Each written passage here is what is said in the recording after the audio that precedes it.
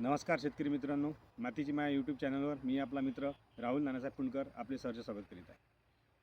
आपल्याला आता हरभरा पेरणीनं जोर पकडलेला आहे.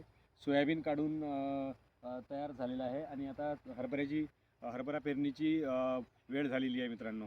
तर आपल्याला हरभरा पेरणी करते वेळेस दोन गोष्टीचं लक्ष द्यायचं आहे. एक म्हणजे आपल्याला हरभऱ्याच्या बियाणे उपचार करायचा आहे.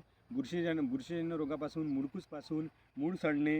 आता इथं बघा तुम्ही हरभरा आपल्याला दिसत आहे, याच्यामध्ये कोणत्या झाडाला मुळकूच आलेली आहे हे पाहता तुम्ही बघू शकता. हे झाड पूर्णपणे मुळकूज, याला आपण म्हणू शकतो मुळकूज.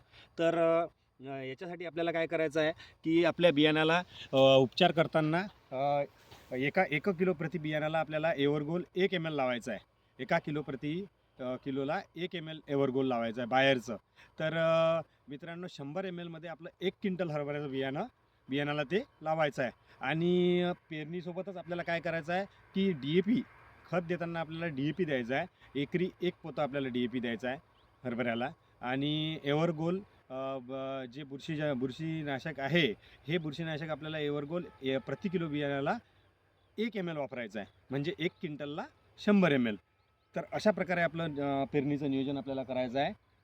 तर ठीक आहे मित्रांनो, भेटू पुढच्या व्हिडिओमध्ये. नमस्कार.